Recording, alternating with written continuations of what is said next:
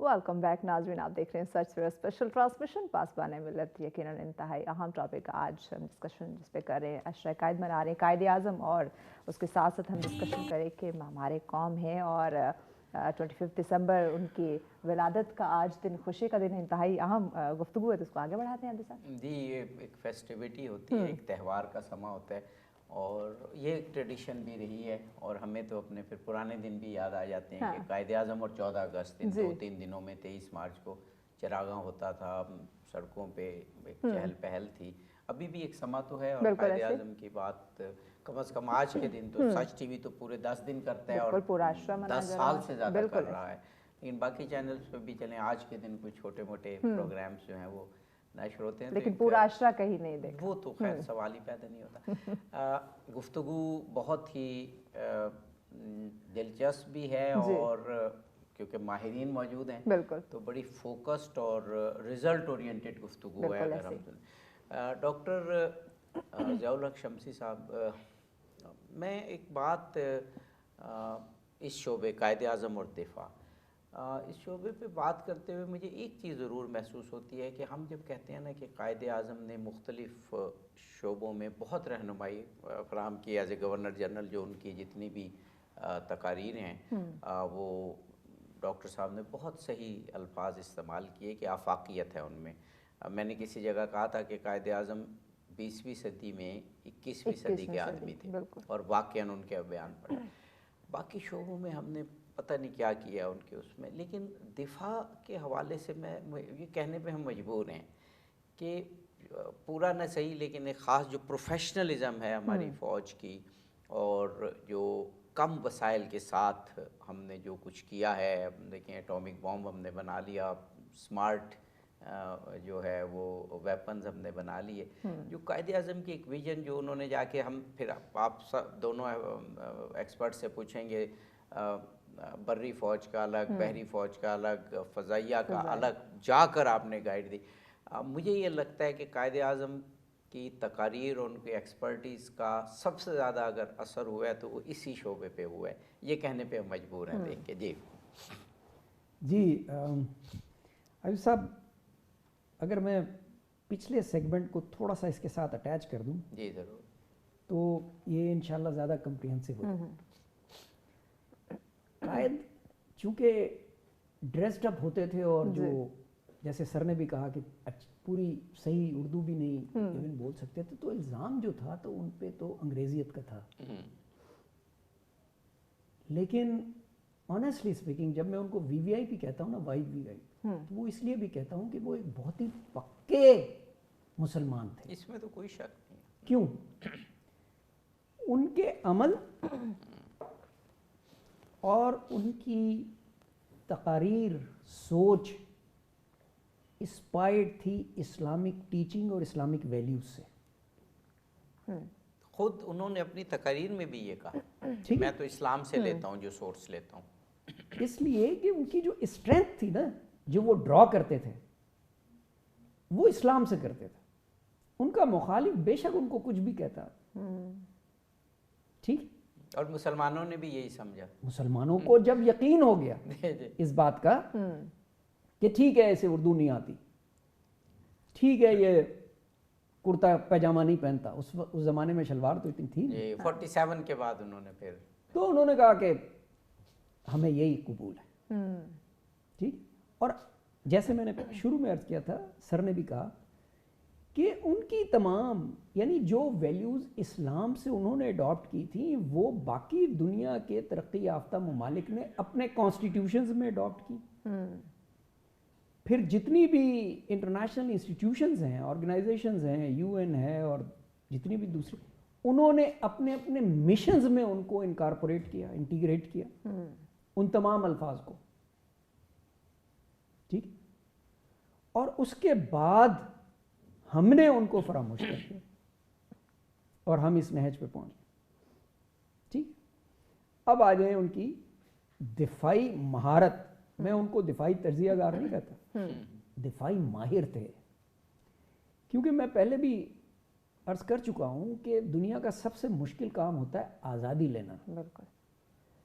तो जो शख्स आज़ादी की जद्दोजहद कर रहा है اور ایک نیا ملک بنا رہا ہے, کیا اس کو اس ملک کے دفاع کی فکر نہیں تھی؟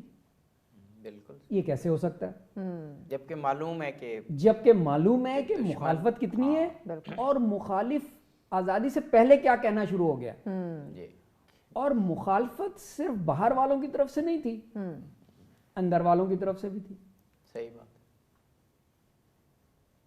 اور جو شخص نعرہ دیتا ہے آپ کو انٹرنیشنل پیس کا, کہ پیس ود ان اور پیس ود آؤٹ, کیا اس کو نہیں پتا تھا کہ دفاعی ضروریات اس ملک کی کیا ہوں گی, جس کے 2 حصے ایک دوسرے سے 1000 میل پہ ہیں؟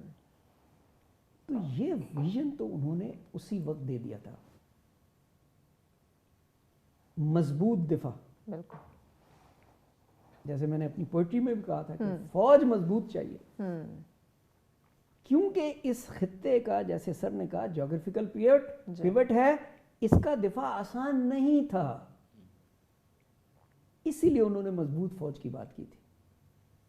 ٹھیک, انہوں نے ٹریننگ کی بات کی, کیونکہ انہیں پتا تھا, میں سلام پیش کرتا ہوں اس شخص کے ویژن کو, کہ 1947 میں انہیں پتا تھا کہ پاکستان کے پاس کبھی بھی اتنے وسائل نہیں ہوں گے کہ وہ بھارت جیسے بڑے ملک کی فوج کا مقدار میں مقابلہ کر سکے.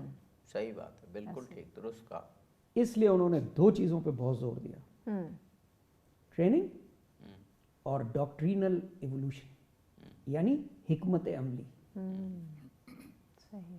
کہ یہ 2 چیزیں ہوں گی اس فوج کے پاس, تب ہی یہ اتنی بڑی فوج کا مقابلہ کر سکے گی, کیونکہ تقسیم کے وقت بھی پاکستان کے ساتھ زیادتی ہوئی تھی اور حصے میں کچھ بھی نہیں آیا تھا.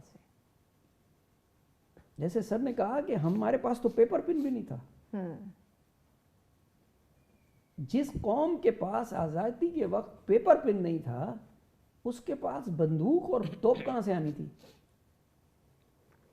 اور آزادی سے 1 سال سے کم وقت کے اندر ہم ایک جنگ کے اندر جا چکے ہوئے تھے, اپنے سے 5 گنا بڑے دشمن سے, isn't it?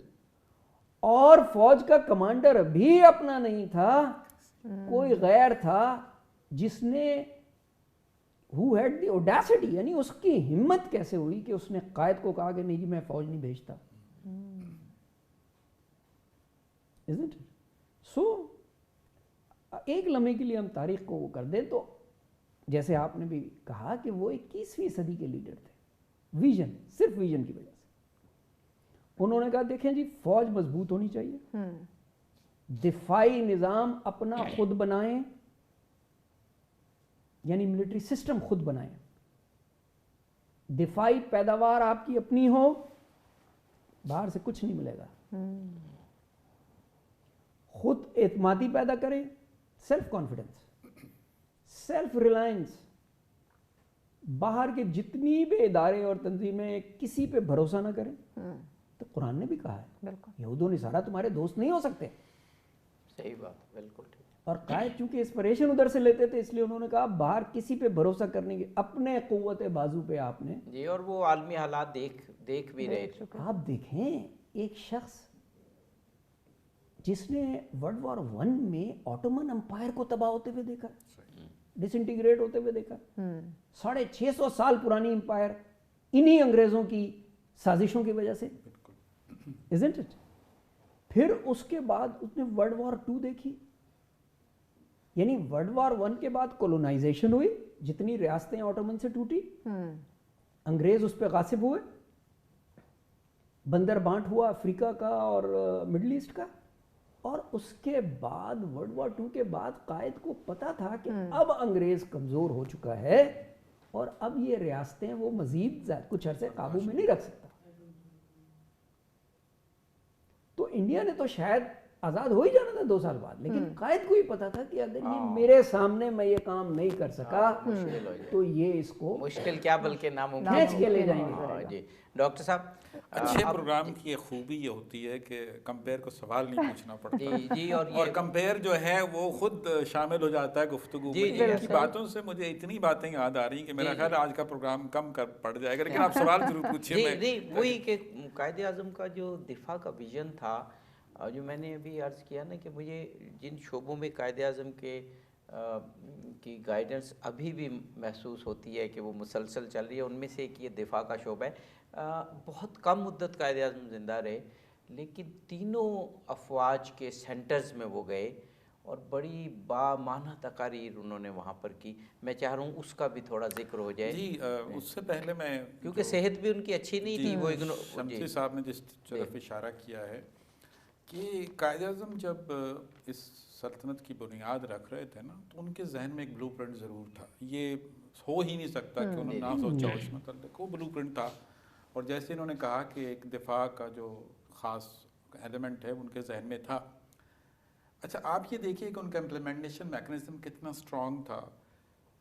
1947 में पाकिस्तान मार्ज़ वजूद में आता है और अक्टूबर 1947 में काकुल एकेडमी जो है मार्ज़ वजूद में आ जाती है। जिन्होंने कहा ना ट्रेनिंग हमने खुद देनी है, तो ट्रेनिंग पे बहुत ज़्यादा फोकस था। और इसीलिए आज भी हमारी जो मिलिट्री इंस्टीट्यूशंस हैं उनका एक वर्ल्ड रिप्यूट है, चाहे वो नेशनल डिफेंस यूनिवर्सिटी हो, चाहे वो कमांड स्टाफ कॉलेज कोयटा हो, या हमारी एकेडमी काकुल हो। तो उन्होंने शुरू में ही, और मैंने कल ही कहीं पढ़ा है, मुझे पहले इसका इल्म नहीं था, कि जो दिफा की ज़रूरियात हैं, सेल्फ रिलायंस का जो कॉन्सेप्ट है, क्योंकि हम तो सर रियलिज्म पे बिलीव करते हैं जिसमें ट्रिपल एस आता है, state, security and self reliance.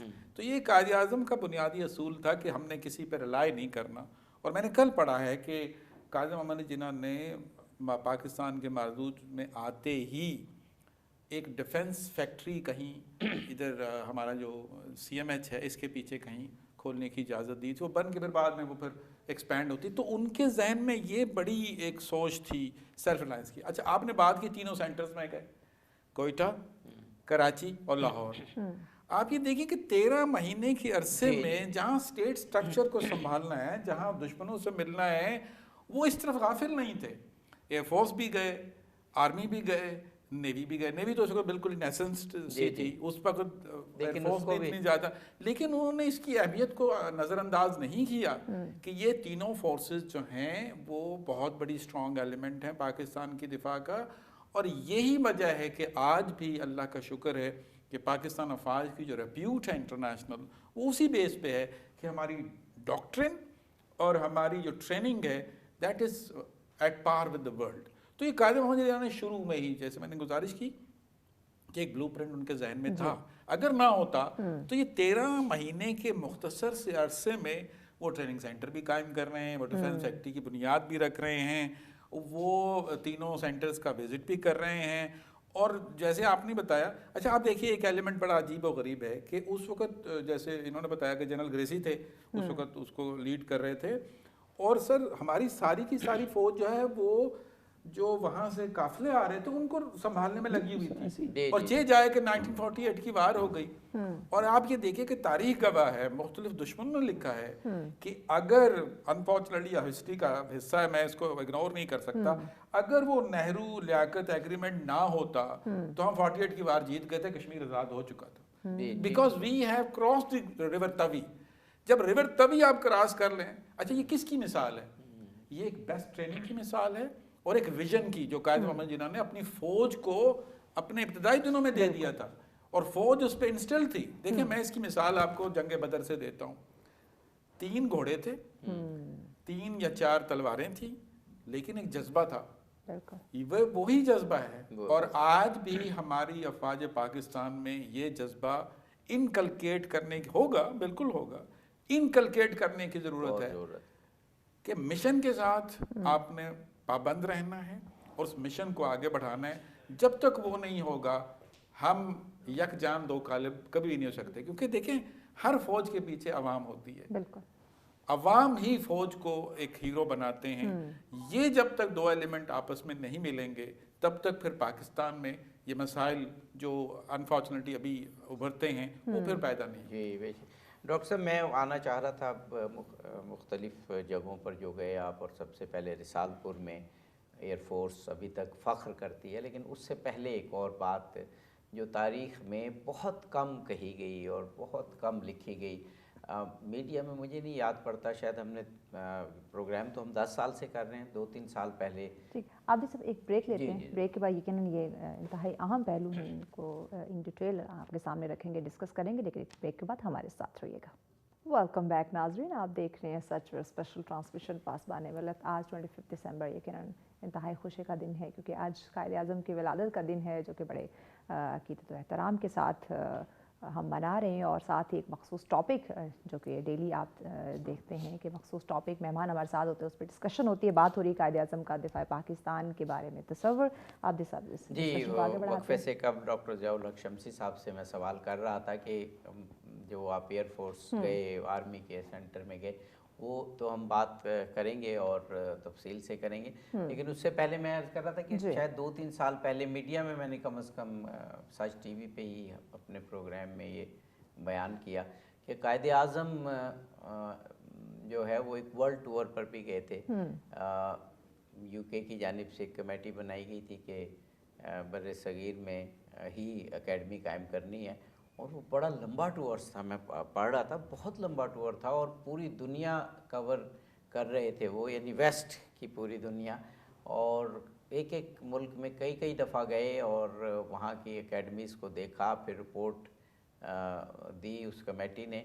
एक पूरा प्रोसेस था जो तारीख़ का एक बहुत बड़ा हिस्सा है, हाईलाइट नहीं हुआ इतना।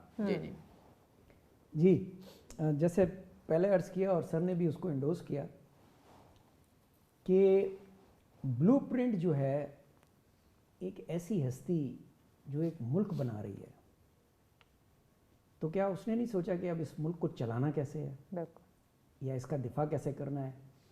क्योंकि जो स्ट्रेटजिक रेलेवेंस थी इस खित्ते की वो तो सबको पता थी।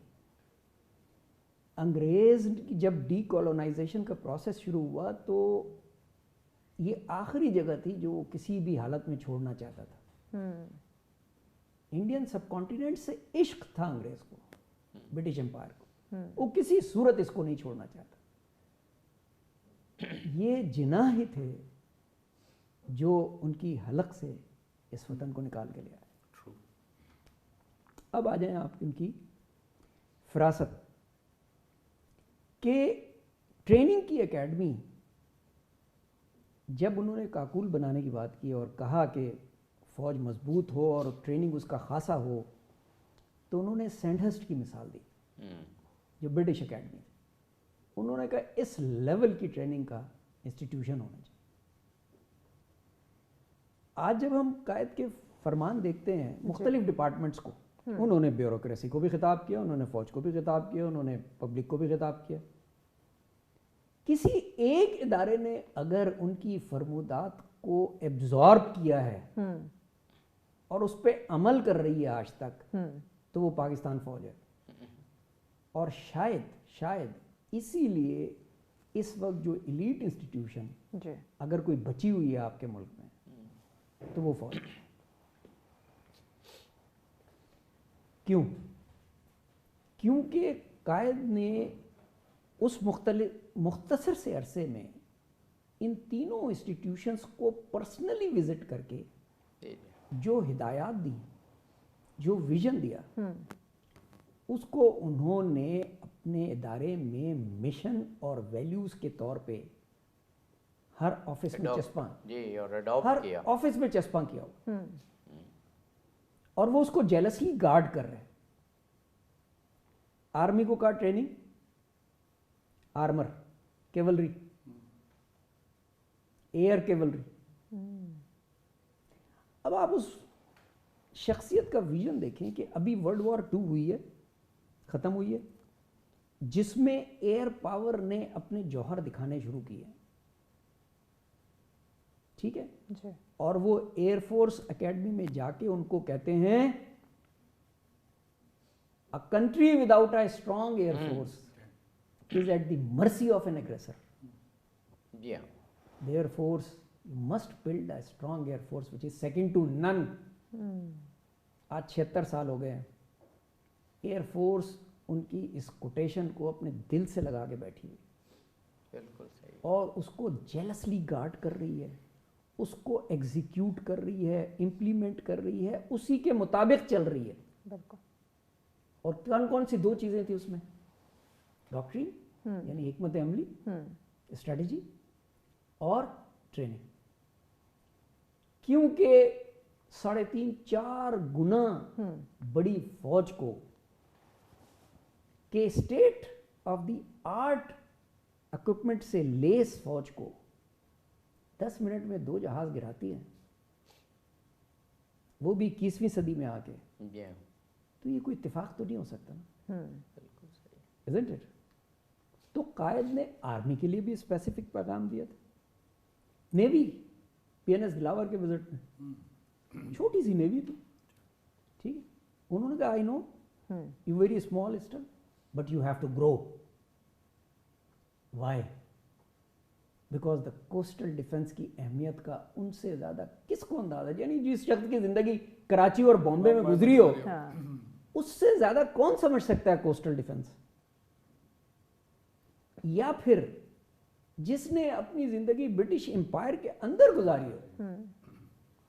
ये दुनिया की जितनी भी एम्पायर्स थी अपने अपने इलाकों से निकल के ये कश्तियों के जरिए ही गई थी ना दूसरे मुल्कों में।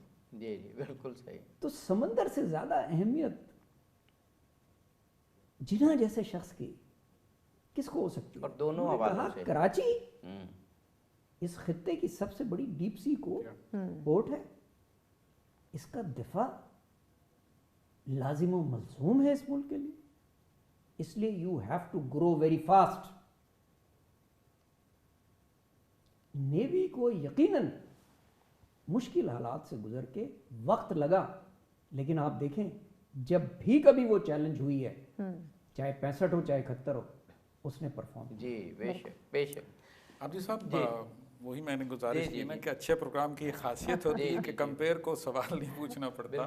और शमसी साहब ने ऐसे खिड़कियां खोलनी शुरू कर दी है मेरे लिए कि मुश्किल मेरे लिए होना और हम यही चाहते हैं कि अच्छा आप ये देखिए कि जो एयरफोर्स की स्पेसिफिक मिसाल दी, एम आलम तो बहुत बड़ी शख्सियत थे, लेकिन पाकिस्तान की ट्रेनिंग क्योंकि मैं खुद उस्ताद रहा हूँ और मेरे कई शागिर्द जो है माशाल्लाह अच्छी खासी पोस्टों पे चले गए। 1967 वॉर जो अरब इसराइल की वॉर हुई, फिर 1973 अरब इसराइल की वॉर हुई, जब भी पाकिस्तानी पायलट रेडियो पे बात करते थे तो इसराइली पायलट भाग जाते थे, इसमें कोई शक व शुबा नहीं। दूसरी मिसाल जो मेरा खुद स्टूडेंट इसको डील करता रहा है, शुरू में जब पाकिस्तान में F-16 आए और हमारे से कोई मेरे स्टूडेंट जो हैं वो उस वक़्त गए ट्रेनिंग के लिए अमेरिका, तो उसमें आपको ये पता होना चाहिए कि मुख्तलिफ़ मुल्कों के अफसरान थे, टर्की के थे और मुल्कों के थे। तो पाकिस्तानी की जो ट्रेनिंग थी ना वो ग्लेरिंगली सामने आ जाती थी। वो अभी कोई सबक पढ़ा नहीं जाता था तो वो अच्छा, फिर वही ट्रेनर वहाँ से करके जब पाकिस्तान वापस आए उन्होंने F-16 के लिए वो जो वर्कशॉप्स वगैरह वो खोली, तो अमेरिकन बड़े परेशान हुए थे। और ये वही विजन था कायद का कि जब तक आप ट्रेनिंग में और जब तक आप इसमें महारत हासिल नहीं करते तो आप एक अच्छी पोटेंट फोर्स, और फिर वो चाय का जिक्र तो इन्होंने किया कि जी ऐसी तो कोई बात नहीं, आप इंट्रूजन करेंगे तो फिर हम आपको बिल्कुल छोड़ेंगे नहीं। और अच्छी चाय पीने पे उन्हें तमगा भी मिल गया वहाँ, क्योंकि चाय पे मिल सकता है और तो कुछ नहीं किया था सर। वो अब ये तो एक लंबी अच्छा एक और जहद जो मुझे शमसी साहब ने याद कराई है। देखें कायदा मोहम्मद अली जिन्ना मेरा ख्याल ज़िंदगी का अक्सर बेशतर वक्त उनका लंदन में गुजरा था, लिंकन और फिर वहाँ के सिस्टम को समझने में। मेरे हिसाब से नाकिस राय as a student of history कि उन्होंने उस 1940 में जब करारदाद पाकिस्तान हुई इलाहाबाद के खुतबे के बाद, तो उन्होंने एक सोच को अपनाना शुरू कर दिया। और जो ब्लूप्रिंट की बात हम दोनों कर रहे हैं तो उन्होंने अपना एक भी लम्हा ज़ाया नहीं किया। वो सोच ब्यूरोक्रेसी की सोच, आगे हुकूमत की सोच, डिफेंस की सोच, ये ब्लूप्रिंट वो लेके आए थे। अभी ये भी हमें कभी ज़िंदगी रही तो आपके साथ अगर हमने नशिश की तो इस ब्लूप्रिंट पे बात करेंगे कि अभी तक सामने क्यों नहीं आया, बायोग्राफर ने क्यों नहीं इसको, क्योंकि कायदा मोहम्मद अली की इतनी जहतें हैं جو ابھی تک کھلی. آپ سمجھتے ہیں جو شمسی صاحب فرما رہے ہیں, جو آپ کے ذہن میں, جو ہماری بیٹی کے ذہن میں ہے, کہ قائد اعظم 13 مہینے میں اتنا کچھ کر سکتے ہیں کہ جب تک آپ کے پاس 1 2 3 1 2 3 ایک چیزیں بالکل موجود نہیں ہیں, تو وہ شخص, اور یہ پھر میں گریٹ ڈیوائن ڈیزائن کی طرف ہی آ جاتا ہوں, جب اللہ تعالیٰ نے کسی سے کوئی کام کروانا ہوتا ہے شمسی صاحب, تو پھر وہ آفاقیت لازمی آ جاتی ہے. اور ایک شخص کو جب معلوم ہے کہ میں نے اتنا عرصہ زندہ نہیں رہنا, تو وہ چیزوں میں جلدی کرنے کی کوشش کرتا ہے. اور اسی لیے قائد محمد جناح نے air force, navy, Pakistan army, bureaucracy, politics, سب پہ اپنا جو اثر ہے وہ برقرار رکھا, اور ایک لانگ ٹرم ایسپیکٹ لے کے سامنے چلے. پر انفارچونیٹلی ہمارے اپنے کرتوت, ہمارے اپنے کارنامے, کہ ہم اتنی بڑی شخصیت کو ابھی تک گراسپ نہیں کر پا رہے. بالکل ٹھیک ہے. اور ڈاکٹر صاحب, بات جو آپ حضرات نے کی کہ بڑا کمپریہنسو مختلف شعبوں میں گائیڈنس دی. ان کی 1 جولائی والی تقریر اگر دیکھ لیں اسٹیٹ بینک کے افتتاح کی, تو معیشت کے حوالے سے انہوں نے کتنی ٹھوس باتیں کی. اور اپنے باقی تقاریر میں بھی جو آپ ذکر کر رہے تھے نا کہ وہ اگلے صدی کے اور ویژن کے آدمی تھے, وہ آپ نے نیوی کی بات کی, اور اس کی کافی, تو ایک حوالے سے نہیں, نیوی کی یعنی سمندر کی اہمیت دونوں حوالے سے ہے, دفاع کے حوالے سے بھی ہے, تجارت کے حوالے سے بھی ہے. تو جب بھی قائد اعظم نے ذکر کیا کہ کون کون سے شعبے ہیں جو پاکستان کو ترقی دیں گے, تو انہوں نے ٹریڈ کا ذکر کیا, انہوں نے انڈسٹری کا ذکر کیا, انشورنس کا ذکر کیا, لیکن ہمیشہ اس کے ساتھ شپنگ کا ذکر کیا انہوں نے, کہ یہ جب تک ہماری ترقی, اور اس وقت تو وہی بلکہ ابھی بھی ایسا ہی ہے, جو سمندروں پہ رول کر رہا ہے وہی دنیا پہ بھی رول کر رہا ہے. تو اگر ہم شعبوں کی بات کریں دفاعی, تو ایون دفاع کا ایک شعبہ بحریہ, اس میں بھی انہوں نے تجارت اور بحریہ دونوں کی بات کی. قائد اعظم محمد علی جناح کو سمندر کے استعمال, کیونکہ جو ریاست وہ بنائی تھی انہوں نے, اس ریاست کے مغربی حصے میں کم از کم 900 کلومیٹر کی کوسٹ لائن تھی, جی, اور مشرقی حصے میں تو چاروں طرف سمندر, کم از کم 3 طرف تو سمندر. جی, ٹھیک ہے. تو اس لیے, اور آپس میں دونوں حصوں میں 1000 میل کا فاصلہ, اور سامان کی ترسیل ہونی ہی سمندر کے ذریعے تھی. انہیں یہ بات بہت اچھی طرح پتہ تھی کہ یہ ملک کبھی بھی اس قدر شاید اقتصادی طور پہ مضبوط نہیں ہوگا کہ یہ ایئر فریٹ کے ذریعے اپنے دوسرے حصے کو سپورٹ کرے گا, جدھر بیچ میں 1000 میل دشمن بیٹھا ہے. تو شپنگ, ٹریڈ کے لیے, کامرس کے لیے, ٹریول کے لیے, ٹورزم کے لیے اور ڈیفنس کے لیے انتہائی اہمیت کے عامل تھے. ٹھیک. اب ہم آتے ہیں ایک نئی چیز میں کھولنے لگا ہوں ڈاکٹر صاحب کی اجازت سے, کیونکہ اس کے بعد پھر ڈاکٹر صاحب کو روکنا مشکل ہوگا, جو میں اب کھولنے لگا ہوں. قائد اعظم صرف انسپریشن اپنی قرآن حکیم سے نہیں لے رہے تھے, اسلام سے نہیں لے رہے تھے, بلکہ وہ دوسرے کلچرز, دوسری ثقافتوں کے رائٹرز کو بھی پڑھتے تھے. کوئی شک نہیں ہے, ویل ریڈ شخصیت تھے قائد سن تزو, چائنا, 2500 سال پہلے سن تزو نے وضع کر دیا سول ملٹری ریلیشن شپ کے کانٹیکسٹ کو. 2500 سال پہلے سن تزو نے کہا تھا, emperor will appoint the commander, give him the task, provide him the resources, and after that will not interfere in his strategy. جب ایک دفعہ بادشاہ, آج کے حالات میں آپ اسے چیف ایگزیکٹو لے لیں, پرائم منسٹر لے لیں, پریزیڈنٹ لے لیں, صحیح, وہ اپوائنٹ کرے گا فوجی کمانڈر کو, چیف آف اسٹاف کو, اسے ٹاسک دے گا, اسے ریسورسز دے گا, اور اس کے بعد اس کے معاملات میں دخل اندازی نہیں کرے گا, کیونکہ وہ ایکسپرٹ ہے. بالکل صحیح. پالیسی دینا سویلین گورنمنٹ کا کام ہے, اس پہ اسٹریٹجی بنانا فوجی جرنیل کا کام ہے, اور دونوں ایک دوسرے کے معاملات میں دخل اندازی نہیں کریں گے, تبھی قوم ترقی کرے گی. قائد نے یہ بات اپنی تقریر میں लाउड एंड क्लियर, ब्यूरोक्रेसी को भी कहा, फौज को भी कहा कि तुम अवाम के नौकर हो।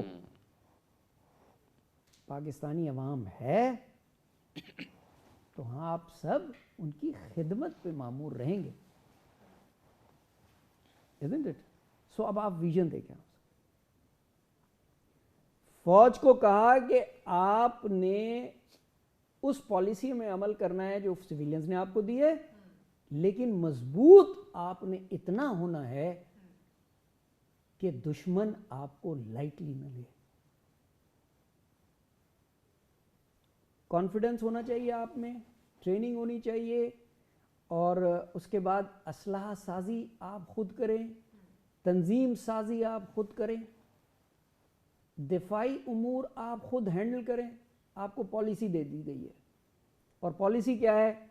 ए strong defence of the newly created state with a foreign policy vision of peace within and peace without.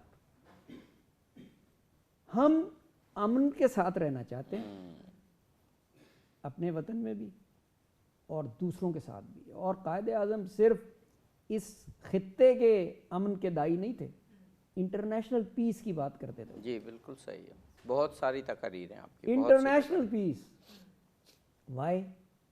Because जो शख्स अंग्रेज़ों से लड़ के मुल्क को आज़ाद करा रहा है, उसको अमन की अहमियत का जितना एहसास होगा उतना हम लोगों को नहीं है, क्योंकि हमें तो आज़ाद मुल्क मिला है ना,